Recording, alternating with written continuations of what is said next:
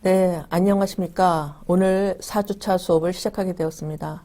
자, 오늘은 교재 66쪽에 나와 있는 학교 문제 연구 방법론, 해석학적 접근이라고 우리가 얘기를 하고, 또 일부 이것을 질적 연구라고 이야기하시는 분들도 계십니다. 그래서 우리가 학교에서 이제 교사로 근무하게 되실 텐데요. 학생들을 어떻게 잘 이해할 수 있을지, 또 학교의 문제를 내가 어떻게 연구할 수 있는지 이런 연구 방법론에 관해서 생각해 보도록 하겠습니다.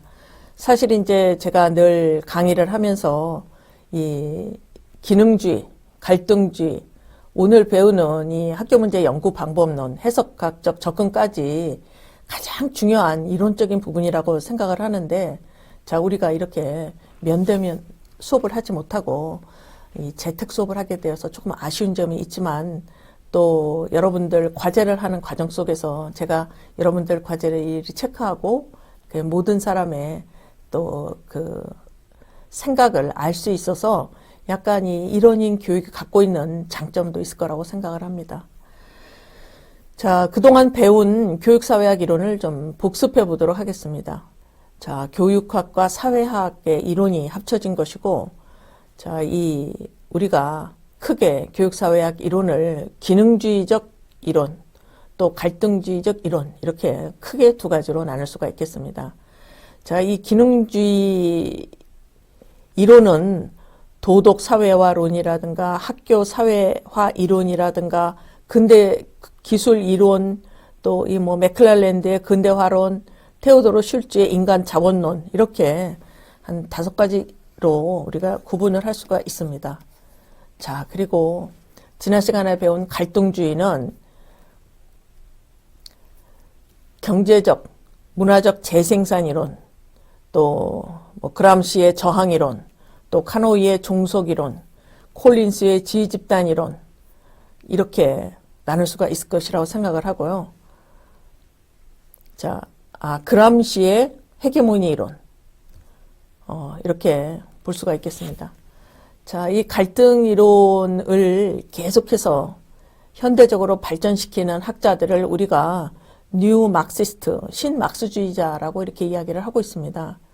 자, 그래서 이제 보울스와 진티스 대응 이론에 의해서 자본주의 생산 양식에 적합한 태도와 가치관을 가르치는 것이 학교이고, 이 갈등주의자들은 기능주의자들과는 달리 불평등한 계층 구조가 정당화된다. 그러니까 저소득계층의 아이들이 학교를 다녀도 별로 계층 상승 이동이나 삶이 개선이 되지 않는다라고 하는 걸 이야기를 하고 있습니다. 또 애플, 지루, 윌리스, 프레리 이런 사람들은 이제 저항이론가라고 우리가 얘기를 할 수가 있는데요. 저항이란 의식적이고 주체적인 행동이다 라고 이야기를 하고 있습니다. 교육사회학자들이. 자, 이 폴 윌리스죠. 이 사람은 노동계층의 학생들은 학교가 강요하는 지배적 이데올로기를 의식적으로 거부하여서 스스로 아버지와 같이 또 이 노동자 계층의 아동으로 살아가게 된다는 것이고요. 이 폴 윌리스의 연구는 영국의 공업도시인, 그래서 고등학교 학생들을 대상으로 연구한 것인데, 자, 이 윌리스는 2개의 그 학생들을, 2 집단을 비교했는데, 하나는 이 노동자 계층의 자녀들로 소위 사나이들이라고 하는 레즈, 사나이들과 대학교에 다니는 대학생들, 이 2 계층을 이렇게 준비를 이렇게 비교 분석을 했는데요.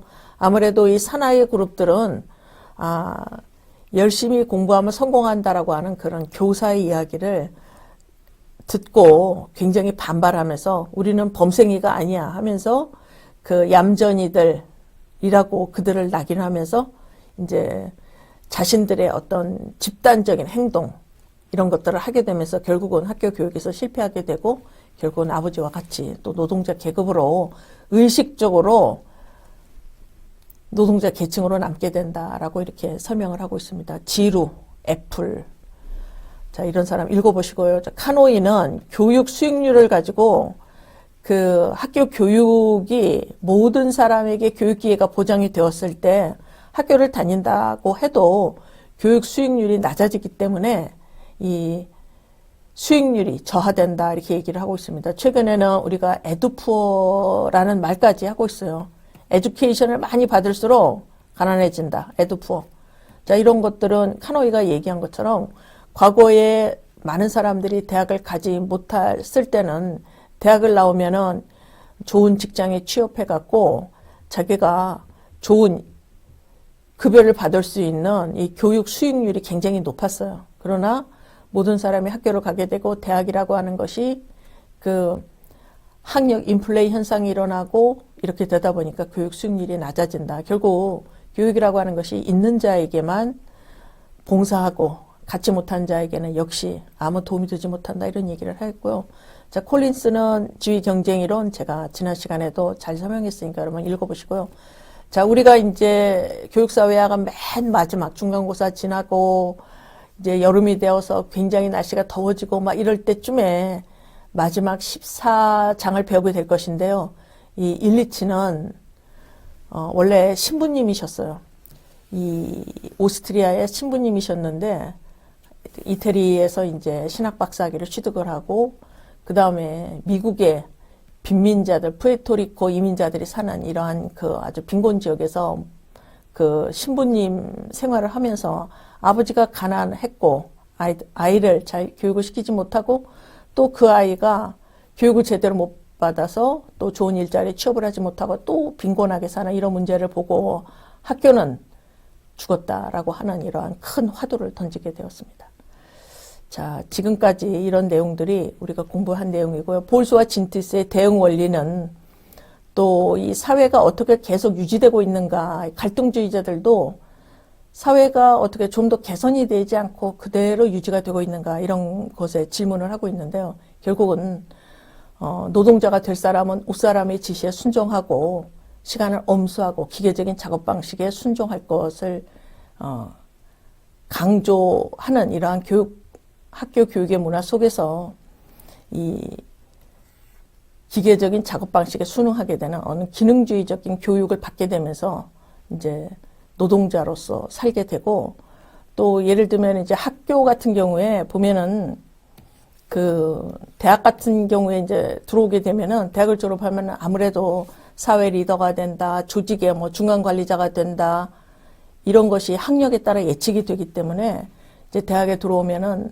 이제 초등학교와는 달리, 중등학교와는 달리 독립적으로 사고하고 또 스스로 공부하고 현명하게 선택하고 내면적 기준에 따라서 행동할 것 이런 것들을 강조하게 됩니다. 그래서 학교 교육 자체가 이 하급 학교일수록 기계적인 작업 방식을 강조한다. 또 학력이 높을수록 알아서 할 것, 자율적으로 행동할 것. 그래서 자율적으로 결정할 수 있는 결정권을 많이 준다라고 하는 것이에요. 이러한 학교 교육의 체계가 결국은 직장에서도 생산활동에 종사하는 생산직과 또 중간 관리자가 될 사람 이런 것들을 구조적으로 대응시키고 있다라고 이렇게 이야기를 하고 있습니다. 이러한 내용들은 우리가 6장을 하게 될 때, 교재 6장을 하게 될 때 아마 다시 한번 살펴볼 수 있을 것입니다. 자, 그리고 이제 이 갈등주의자들이 비판하는 학교 교육의 특성이 평가지향적인 학교 교육이에요. 그러니까 학생들이 학교를 다니면서 다른 사람과 그 성적으로 이렇게 경쟁을 하게 되면 아동이 시험을 볼 때마다 나는 이번에 시험을 망쳤구나. 나는 성적이 좋지 않아. 아무리 해도 안 되는구나.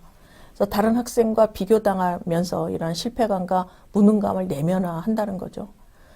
자, 이 성적이라고 하는 것이 성공과 실패 이런 것들을 구체적으로 점수로 명시화해 주는 것이고 특히나 반석차라든가 뭐 전체 석차라든가 이런 거 있잖아요. 자기 등급 이런 것들은 성공과 실패를 명시해 주는 것입니다. 능력을 공개적으로 노출시킨다. 또 능력에 따라 학생을 분류하고 보상한다.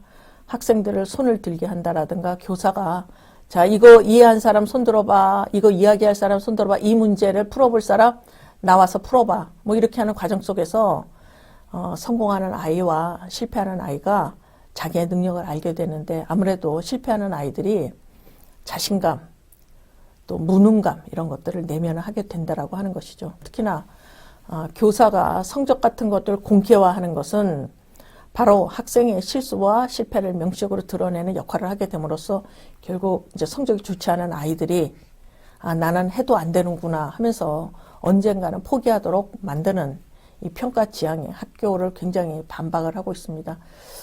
그러면은 외국어는 반석차를 내지 않는가, 또 점수를 내지 않는가, 혹시 여러분이 저한테 그런 질문을 하실 수 있을 것 같은데요.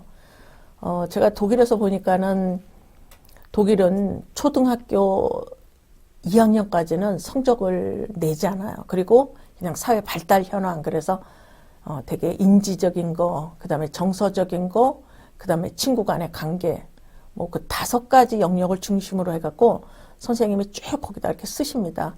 친구와 소통을 잘하고 잘 노는지, 아니면 친구들과 잘 어울리지 못하는 타입인지 이런 것도 쓰고, 그 다음에 신체적인 발달은 어떤지 이런 것도 쓰시고, 근데 제일 먼저 쓰는 거는 아무래도 코그니션과 관련된 거예요. 인지적인 거와 관련돼서 새로운 학습 내용을 잘 따라서 할 수 있으며, 또 잘 따라오지 못하는 친구들을 잘 도와준다, 이렇게 쓰시기도 하고, 선생님이 가르쳐준 새로운 지식을 그냥 보통으로 이해하고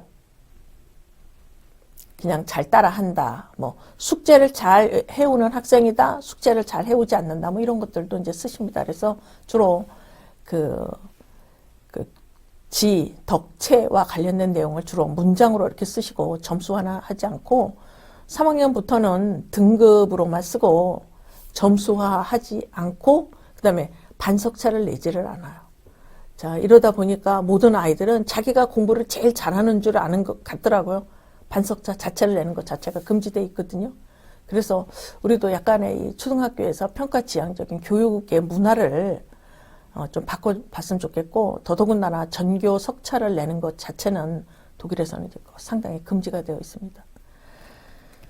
자, 차별적인 보상과 비교는 경쟁을 유도하죠. 그래서 우리나라에서 우리는 시험을 굉장히 많이 봐요. 이런 것들은 경쟁을 유도하는 이러한 학교 문화라고 얘기를 할 수가 있겠는데요.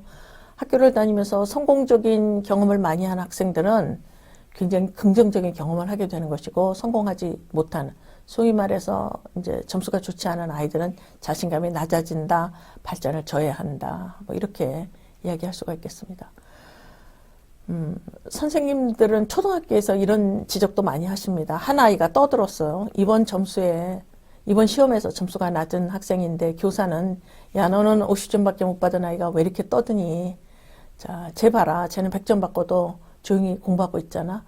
되게 남들과 비교하는 이런 것들을 학교에서 많이 쓰는데, 앞으로 교사가 될 여러분들은 남과 비교하지 말고 그 아이의 장점을 칭찬해주고 장점을 좀 더 발전시키도록 노력하도록 여러분이 촉진해 주셨으면 좋겠습니다. 자, 오늘 수업은 이 해석학적 이론, 그 다음에 이제 신교육사회학, 이 2가지 내용을 중심으로 할 거고요. 자, 2교시 때는 신교육사회학에 대해서, 또 민속방법론, 교환이론에 관해서 말씀드리고, 자, 1교시에는 그 현상학이라든가 상징적 상호작용론이 무엇인가, 이것을 중심으로 강의를 하도록 하겠습니다. 자, 이제 이 학습 이론에 보시면 선생님이 막 강의를 하는 것보다는 하나의 연상 퀴즈를 던지고 학생이 연상하도록 하는 것이 좋다, 이렇게 돼 있습니다. 우리도 오늘 수업을 잘 진행하기 위해서 연상 퀴즈를 하나 풀어보도록 하겠습니다. 학교 교육의 내적 과정이라든가, 또 교사와 학생, 또 학생과 학생 간의 상호작용은 어떻게 연구되어야 된다고 생각하십니까? 또 수업 시간에 늘 졸거나 잠자는 아이, 수업에 집중하지 않는 아이가 교사에게 주는 상징, 심볼, 뭔가 지금 이 아이도 메시지를 계속 던지고 있거든요. 여러분 한번 무슨 메시지를 던지고 있다고 생각하는지 한번 보시고요. 또 좋은 교사란 여러분 어떻게 만들어진다라고 생각하십니까? 좋은 교사도 그 교육을 통해서 이제 만들어진다라고 볼 수 있고, 좋은 교사는 그 전공 과목을 잘 가르치는 선생님, 쉽게 가르치고 재밌게 가르치고 동기도 부여해주고 뭐 이런 선생님이라고 할 수가 있을 것이고요. 그 다음에 이제 2번째로는 좋은 교사가 되기 위해서는 좋은 인성을 갖춰야 되는 거 굉장히 중요합니다. 자, 제가 오늘 이 강의 촬영을 하면서 인터넷에서 또 학교 선생님과 관련된 기사를 하나 봤습니다. 이 교사는 50대 교사인데 학생들에게 뭐 속옷을 벗고 오면은 만점을 주겠다. 뭐 이런 이야기를 이제 성희롱적인 발언을 굉장히 여러 번 했어요. 그래서 이번에 이제 그 법정에 서게 되었는데, 본인은 앞으로 이제 교사 생활을 교직에, 교단에는 더 이상 서지 않을 것이다 하면서 성폭행을 한 것이 아니라 희롱에 관한 발언을 굉장히 많이 했던 그런 교사더라고요. 그래서 이번에 그냥 특별히 무슨 벌금형이라든가, 이런 거, 무슨 징역형, 이런 거는 이제 징역형은 받지 않았고, 그 다음에 사회봉사 명령 140시간인가? 이거 받고, 그 다음에 벌금형 몇백만 원 받으셨더라고요. 그래서 앞으로 지금은 스마트폰이라든가 이런 것이 상당히 많이 발전이 되었잖아요. 학생들이 녹음을 하거나 촬영을 하거나 이런 것들이 굉장히 쉽기 때문에 여러분 좋은 교사가 되기 위해서 좋은 인성, 또 학생들과의 상호작용은 어떻게 해야 되는가, 오늘 시간에 나는 어떤 교사가 될 것인가 생각해보는 그런 시간을 가지셨으면 좋겠습니다. 자, 그동안 우리가 배운 기능주의 이론과 갈등주의 이론은 거대한 실체가 인간을 지배한다라고 이렇게 보고 있습니다. 그러나 오늘 우리가 배우는 이 해석학적 패러다임은 미시적인 접근에 관한 것입니다. 사회를 형성하는 사람들의 사회적 행위에 관심을 갖고 상호작용을 연구하거나 직접 관찰하거나 참여 방법을 통해서 교육의 내적 과정을 설명하는 것이고요. 교육의 과정을 사회적 관점으로 연구하는 것입니다. 그래서 이 미시학자들은 그렇게 보는 거죠. 그렇게 보고 있죠. 사회가 아주 건전한 사회가 만들어지려면은 이 인간과 인간 간의 상호작용이 인간적으로 되면은 이 사회를 구성하고 있는 하나의 세포들이 다 건강할 때 이 전체 사회가 건강하다라고 이렇게 보는 것이죠. 그래서 미시적 접근이라고 하는데, 오늘 우리가 배우는 내용들은 이 미시적인 접근에 관한 것이라고 하겠습니다. 자, 이 해석학적 접근 보시면은 책에 66쪽에 해석학이라고 하는 헤어마노이틱스라고 하는 말은 사회는 인간이 만든 것이다. 사회와 인간의 상호작용을 통해서 사회 현실을 이해하려는 학문이 해석학입니다.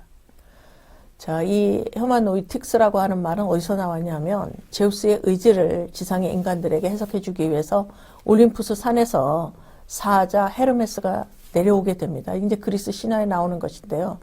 여기에 헤르메스에서 이 단어를 따서 해석학이라고 하는 말이 생겨나게 되었습니다. 이 교육학의 창시자를 이제 혹시 교수학습 이론에서는 되게 이제 헤르바르트다라고 이렇게 보고 있는데요. 또 일부 이 교육학의 창시자가 누구냐라고 봤을 때 이 딜타이를 교육학의 창시자라고 보는 사람들도 있습니다. 자, 그것은 왜 그러냐 하면은 19세기에 이제 이 독일의 생철학자로 알려진 딜타이가 인간의 행위와 제도를 포함한 인간 이해에 새로운 접근을 발전시켰어요. 새로운 이제 연구 방법을 발전시켰다고 하는 것인데요. 무엇을 이해하는 것은 그것의 의미나 혹은 의의를 파악하는 것이다. 이렇게 얘기를 하면서 보통 우리가 전통 철학에서는 이성에 의해서 인간의 삶이 좌우된다고 봤어요. 그러나 이 딜타이는 우리의 삶이라고 하는 것이 꼭 이성에 의해서만 활성화되는 것이 아니라 우리의 감성이라든가 우리의 기분이라든가 또 우리의 정서 같은 그 요소들이 오히려 원하고 느끼고 하는 그런 인간 존재의 본질을 규명하는 데 더 부합하다라고 봤어요. 자, 아무리 이제 그 인성이 좋은 사람도 화가 났다. 그때 기분이 극도로 나빠졌다 하면은 그 감성이나 이 기분에 휩싸이면서 그 실수를 하게 되는 경우도 많잖아요. 딜타이는 그런 인간의 모습을 보고 이제 교육학적으로는 이렇게 얘기를 했어요. 우리가 그 사람을 잘 이해한다라고 하는 것은 뭐예요? 그 사람이 어떤 생각을 하고 있는지, 그 사람은 어떤 의미를 가지고 삶을 살아가는지, 그래서 인간의 내적인 이런 과정을 연구할 때 우리가 참답게 인간을 이해할 수 있다, 이런 얘기를 했습니다.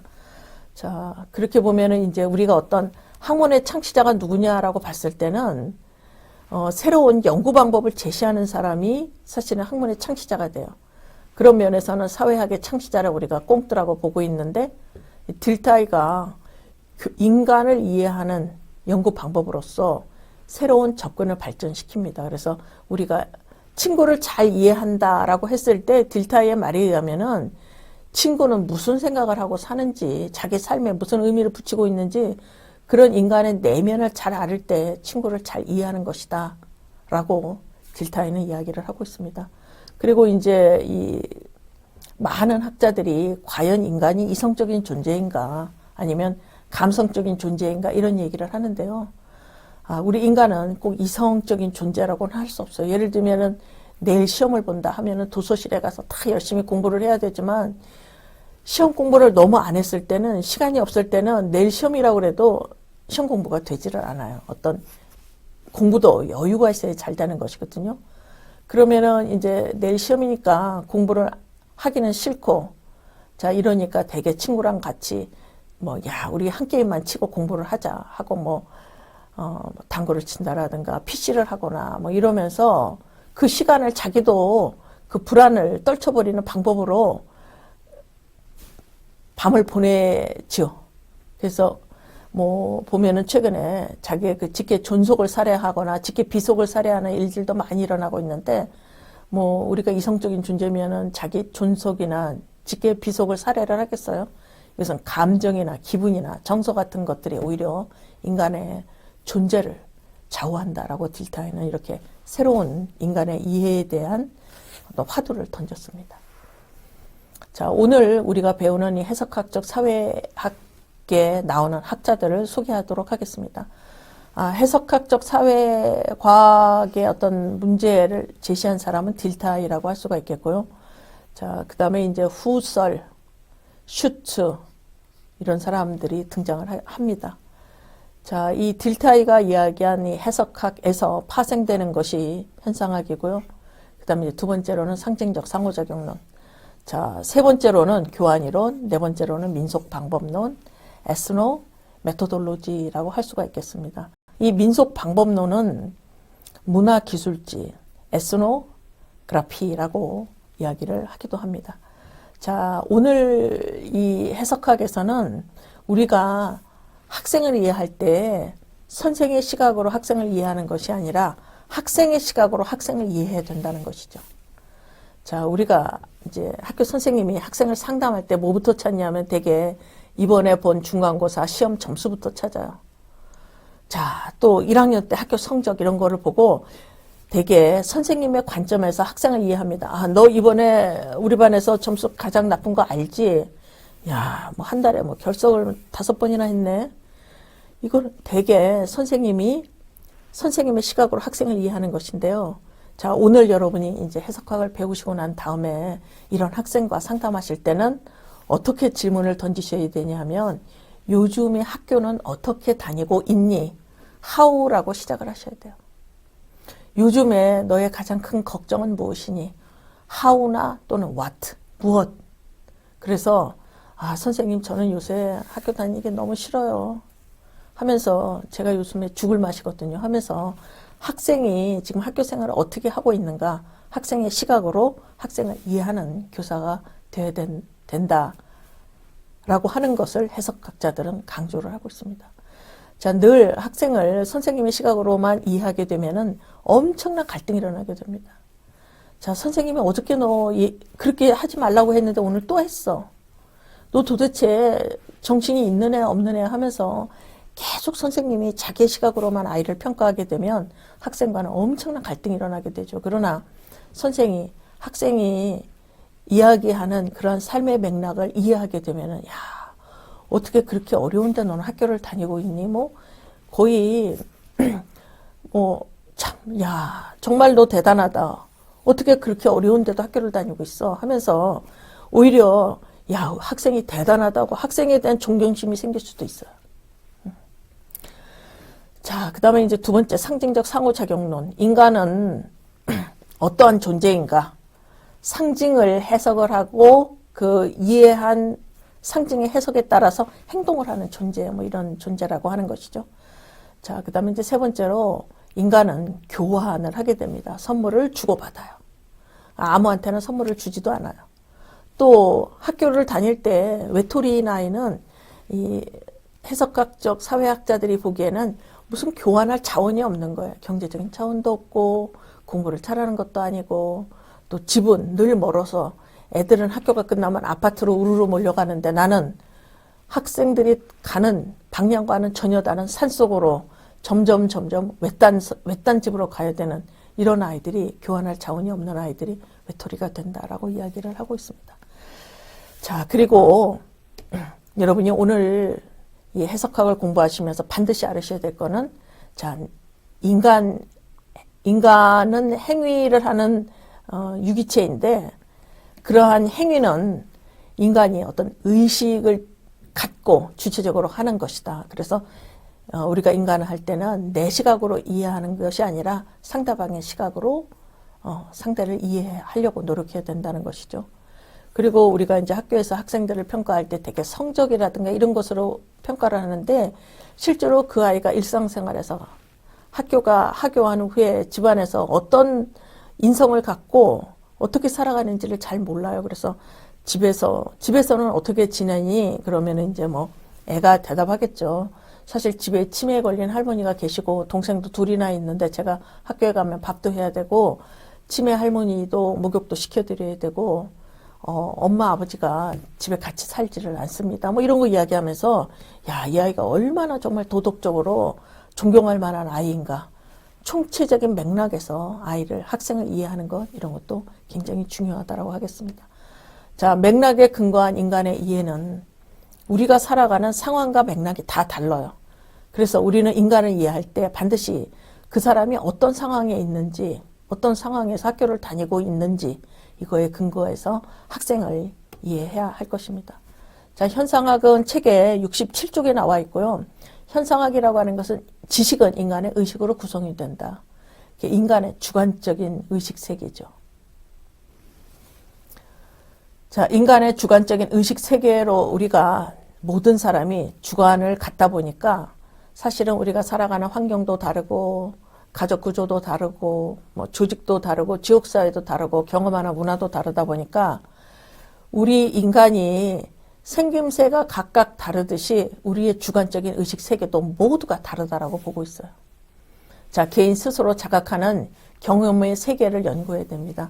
여기서의 그 경험은 영어에서 이야기하는 experience라는 그런 단어가 아니고요.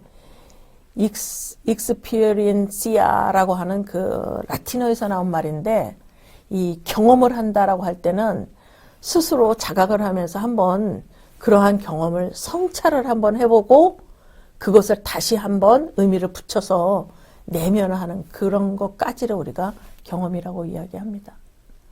자, 똑같은 상황에 두 학생이 똑같은 상황을 부딪혔어요. 그럼에도 불구하고 어떤 학생은 그런 것 때문에 좌절을 하고 어떤 학생은 그러한 상황에서 희망을 보고 다른 생각을 하는 것은 우리가 그동안 살아온 개인 스스로 지각하는 경험의 세계가 다르기 때문에 그런 것이죠. 자, 현실에 대해서 개인이 부여하는 개인의 의식에 관심을 두고 대상을 있는 그대로 지각하는 내적인 통찰과 직접적인 추리를 통해서 본질을 파악하자라고 보고 있습니다. 그래서 이 현상학에서 이야기하는 현상이란 각 개인의 의식적인 정신이 구성이 되는 내용이에요. 자, 보통 현상이라고 하면은 우리가 뭐 굴뚝에서 연기가 난다, 뭐 아지랭이가 피어난다, 뭐 봄이 되면은 꽃이 핀다 이런 것들을 우리가 현상이라고 이해할 수가 있겠는데 실제로 우리나라의 이제 학문이 기초가 이렇게 잡히는 그런 과정이 일제시대였는데 이 현상학은 사실 일본식 한자라고 그래요. 그래서 이 우리가 생각하는 현상과 또 이 현상학이 이야기하는 의식적인 정신이 구성되는 내용이라고 하는 것이 약간 현상학 그러면 야 이거 뭐를 얘기하는 거지 잘 모르는데 이 대표적으로 일본식 한자를 썼기 때문에 약간 현상학이다 하면은 우리가 일상적으로 생각하는 현상과 약간 다른 그런 측면이 있습니다. 자, 그리고 현상학에서의 탐구의 대상은 인간의 인식의 현상으로 각 개인의 주관적인 의식 세계를 탐구해요. 자, 우리가 각 가정에서 살아가지만 오빠가 생각하는 주관적인 의식 세계가 다르고 또 막내 여동생이 생각하는 주관적인 의식 세계가 다 달라요. 자, 그런 것들은 인간이 상호작용을 하게 되면서 각각의 다른 경험을 내재화하기 때문에 그런 것이죠. 자, 1960년도가 되면서 그동안 꽁트가 이야기했던 이 지식의 객관성, 시대가 변화도 변하지 않는 지식이, 올바른 지식이 있다라고 하는 이 지식의 객관성에 대한 비판이 굉장히 많이 들어오게 됩니다. 그래서 이것을 우리가 실증주의, 포지티비즘, 컨플릭트라고 이렇게 이야기를 하는데, 이 60년대에 이 실증주의적인, 대표적으로 어떤 양적 연구에 의한 연구거든요. 일관화하는 거. 이러한 현상에 관한 이러한 연구 방법이 위세가 꺾이고 60년대 이후에는 현상학이 부각을 하게 되었습니다. 자, 그래서 학생을 이해하는 방법으로서의 현상학을 말씀드리면 교사의 관점이 아니라 각 학생이 자신의 환경 속에서 문제를 극복하며 쌓아가는 경험을 통해서 만들어낸 주관적인 의식세계를 학생의 시각으로 이해해야 된다라고 하는 것이고요. 또 학생의 시각으로 이해하기 위해서는 전제를 거부하고 절대 0점에서 탐구를 시작해야 된다. 그래서 교사가 학생과 상담을 할 때는 성적이 좋지 않군 뭐 이런 전제를 갖고 하는 것이 아니라 정말 있는 그대로 무전제 상태에서 학생의 이야기를 들어가야 된다라고 하는 것입니다. 또 상호작용을 통해서 개인들이 구성해가는 일상생활에 관심을 두고 학생이 살아가는 상황이나 맥락에 관한 성찰적인 해석을 현상학에서는 중시하고 있습니다. 자, 그래서 여러분들도 좋은 선생님이 되기 위해서 학생과 상담할 때는 어떤 무전제, 아무런 가설이 없는 인간적인 상태에서 학생을 이해하셨으면 좋겠고요. 교육의 제반 과정에 대해 경험하는 학생들의 체험 세계 또는 교육 내용의 의미를 부여하는 학생들의 인식의 세계를 여러분이 잘 이해하셔서 여러분들이 좋은 교사가 되셨으면 좋겠습니다.